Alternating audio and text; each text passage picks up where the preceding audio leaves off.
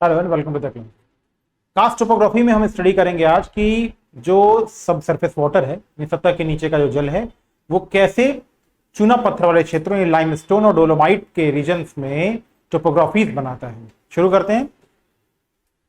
Landforms अगर भूमिगत जल बनाएगा तो भूमिगत जल का सबसे इंपॉर्टेंट वर्क क्या होता है, यानी जो सब सरफेस वाटर होता है उसका सबसे इंपॉर्टेंट वर्क क्या है?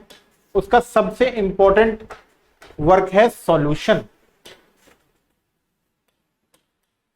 यानी घोलीकरण। तो कभी क्वेश्चन आए कि भूमिगत जल स्थलाकृतियों का निर्माण कैसे करता है, तो आप कहेंगे एक घोलीकरण, और दूसरा सबसे इंपॉर्टेंट जो काम करता है भूमिगत जल, वो करता है डिपोजिशन।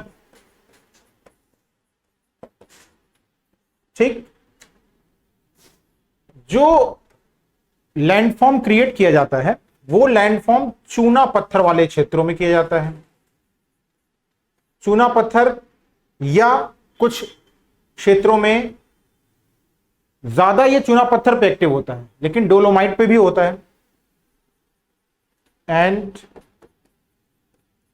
डोलोमाइट, इन दोनों ही रीजन में भूमिगत जल द्वारा घोलन से और डिपोजिशन से लैंडफॉर्म बनाए जाते हैं, जिन्हें आप जानते हैं कि हमें क्या कहते हैं? इन्हें हम कास्ट टोपोग्राफी कहते हैं।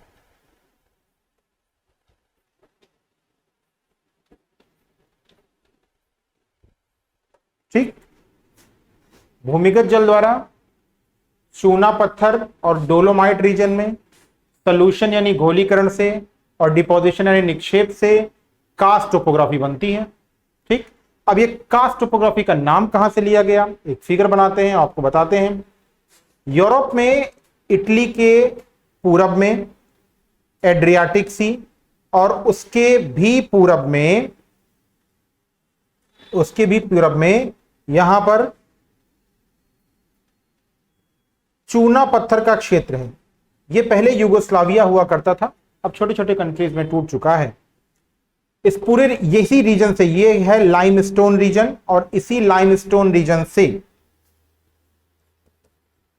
ये लाइमस्टोन रीजन है, और इसी लाइमस्टोन रीजन में जो स्थलाकृतियां बनी हैं उन्हें कहते हैं हम कास्ट रीजन, और इसी कास्ट रीजन से हर जगह कास्ट टोपोग्राफी चूना पत्थर वाली चट्टानों को कहा जाता है।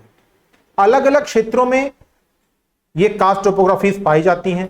ये सिर्फ यूगोस्लाविया में ही नहीं है, ये दुनिया के हर देशों में है, ज्यादातर देशों में। जैसे ये इंडिया में भी है। इंडिया में गुप्त धाम कंदरा में आपको ये मिलेगा, रोहतास पठार जिसे कहते हैं हम, बिहार में मिलेगा आपको। ठीक, और रोहतास पठार में मिलेगा गुप्त धाम कंदरा। इसके अलावा आपको चित्रकूट में भी मिलेगा ऐसी टोपोग्राफीज। और कहां मिलेगा? इसके अलावा देहरादून में मिलेगा। तो इन क्षेत्रों में भी क्या मिलेगा आपको? लाइमस्टोन या चूना पत्थर वाली टोपोग्राफीज मिलेंगी। इसके अलावा कहां मिलेगा? ये आपको फ्रांस, ये आपको यूएसए, ये आपको जर्मनी, ये आपको इंग्लैंड, इन क्षेत्रों में भी आपको चूना पत्थर वाली चट्टानें मिलेंगी। इनके अलग अलग क्षेत्रों में, इन्हें अलग अलग देशों में अलग अलग क्षेत्र हैं। जम्मू कश्मीर में भी भारत में है। इंडिया में बात आएगी तो जम्मू और कश्मीर में चूना पत्थर है। ठीक, अब इन कास्ट टोपोग्राफीज में किन किन टोपोग्राफीज को इंक्लूड करते हैं हम ये देखते हैं। कास्ट टोपोग्राफी बनने के लिए कंडीशंस होनी चाहिए कि चूना पत्थर की चट्टान हो, विस्तृत हो। ध्यान दीजिए, चूना पत्थर की चट्टान हो, विस्तृत हो, और वहां वाटर अवेलेबल हो, जल उपलब्ध हो। तीसरी खास बात कि जल चट्टानों में तभी प्रवेश कर पाएगा जब उसमें दरार हो, सिंक हो, छेद हो, यानी परवियसनेस ज्यादा हो, प्रवेश्यता ज्यादा होगी, तो ही चूना पत्थर वाले चट्टानों में कास्ट टोपोग्राफीज बनेंगे। ठीक है, आइए देखते हैं अब कौन कौन सी टोपोग्राफीज बनेंगी यहां पे। तो पहले हम देखेंगे अपर्दन जनित स्थलाकृतियां, अपर्दन जनित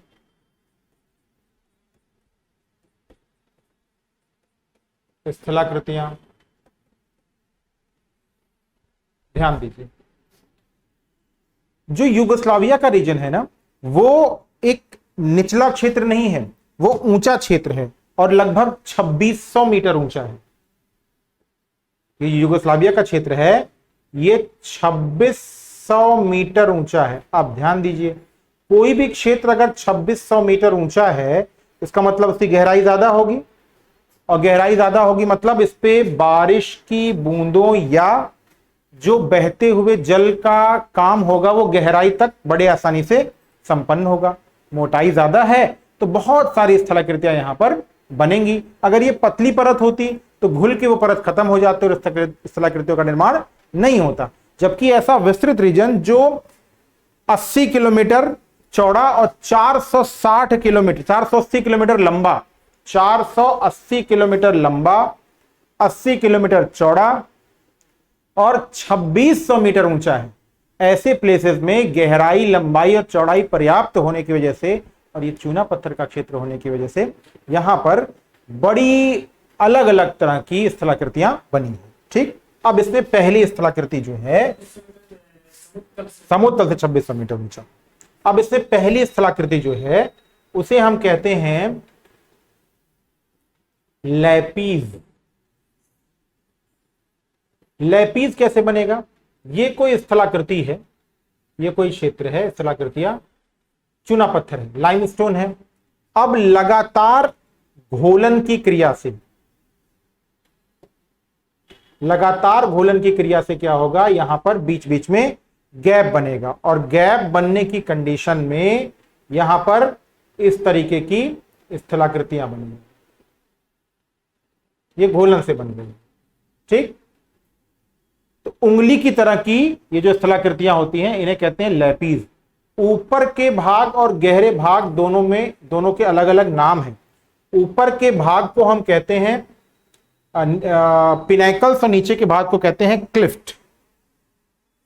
लैपीज सेक्शन में जो ऊपर उठा भाग होता है, दरार को कहते हैं क्लिफ्ट और शिखरिकाओं को पिनाकल्स। दरार को कहते हैं क्लिफ्ट यानी दरार, और इसे कहते हैं शिखरिकाएं यानी पिनाकल्स।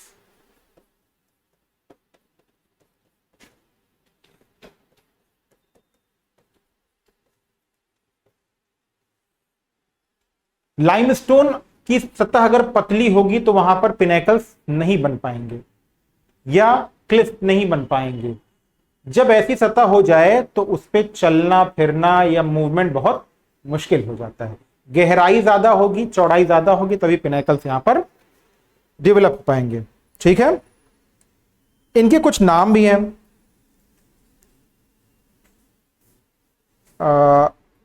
इनका एक नाम है जिन्हें कहते हैं टेरा रोसा।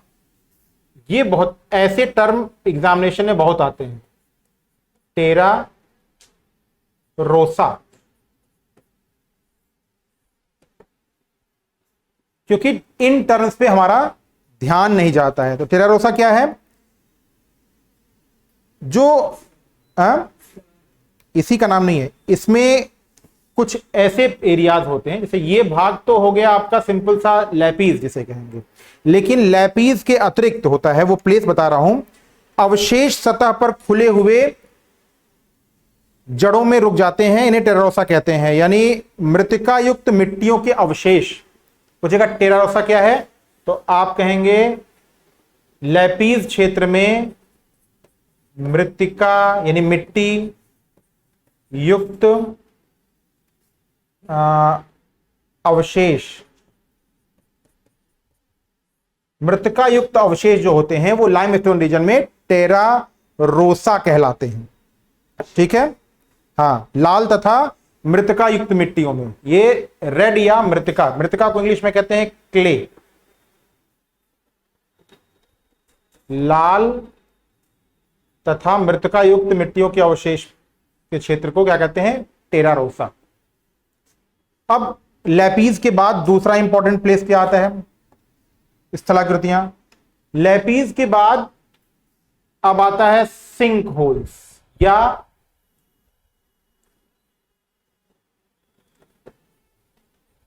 होल्स। अब देखिए होल्स की कहानी कैसे शुरू होती है।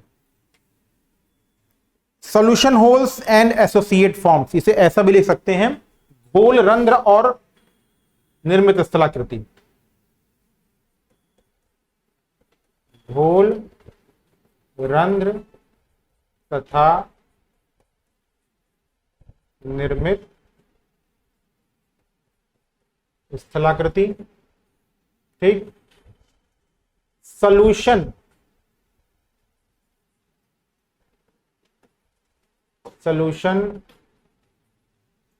होल्स एंड फॉर्म्ड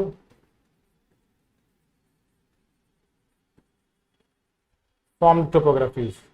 अब इतना तो आपको इस टर्म को देख के ही लगेगा कि जल की घोलन द्वारा, यानी वाटर क्या करेगा, सॉल्यूशन से क्या बनाता है, इंपॉर्टेंट चूना पत्थर क्षेत्रों में पोर्स बनाता है। ये चूना पत्थर क्षेत्र है और इसमें क्या करेगा,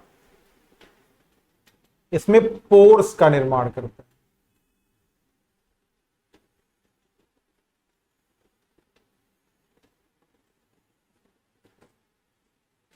अब ये जो पोर का पार्ट होगा वो कैसे बनेगा, वो घोलन से बनेगा। सबसे पहली प्रक्रिया क्या होगी कि यहां पर छोटे छोटे होल्स बनेंगे, सबसे पहला प्रक्रिया है। नदियों में वो पॉट होल्स होता है, ये क्वेश्चन कई बार पूछा है यार, ठीक याद दिलाया तुमने। ये हायर एजुकेशन में पूछा था, ऐसे देगा पॉट होल्स, ठीक, और यहां क्या देगा, सिंक होल्स। अब आपको मैच कराना होता है, कंफ्यूज हो जाता है व्यक्ति की पॉट होल्स कहां बनेगा और सिंक होल्स कहां बनेगा। तो सिंक होल जो बनता है वो हमेशा कास्ट टोपोग्राफी में होता है, पॉट होल्स जो होता है हमेशा रिवर या फ्लूवियल में होता है। ठीक है। अब देखो, जब water, rain water plus CO2, जब तक वाटर में CO2 नहीं होगा तब तक वो एक अच्छा सोल्यूशन वर्क नहीं कर पाएगा। ऑक्सीजन से मिक्स्ड वाटर जो होता है वो ज्यादा अच्छा सोल्यूशनरी वर्क नहीं कर पाता है। CO2 मिक्स्ड वाटर जो होगा वो ज्यादा अच्छा सोल्यूशनरी वर्क करेगा। क्लियर। तो जब रेन वाटर के साथ सोल्यूशनरी CO2 आता है तो वो वाटर क्या करता है, छोटे छोटे घोल के छेद बनाता है। ठीक है। तो जो रेन वाटर के साथ CO2 आकर के छोटे छोटे छेद बनाता है उन्हें क्या कहते हैं, उन्हें घोल रंध्र कहते हैं, या इंग्लिश में कहते हैं सिंक होल्स। सबसे पहले क्या बनेगा, सिंक होल्स।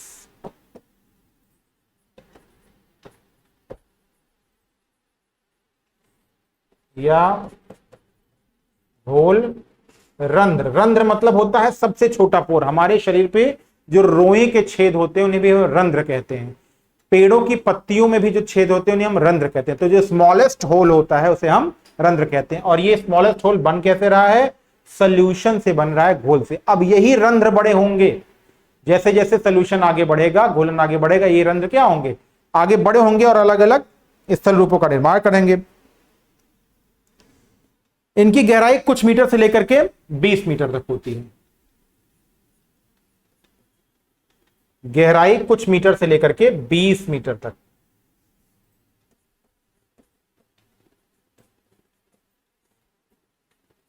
बीस मीटर तक, ध्यान दीजिए हम गहराई की बात कर रहे हैं।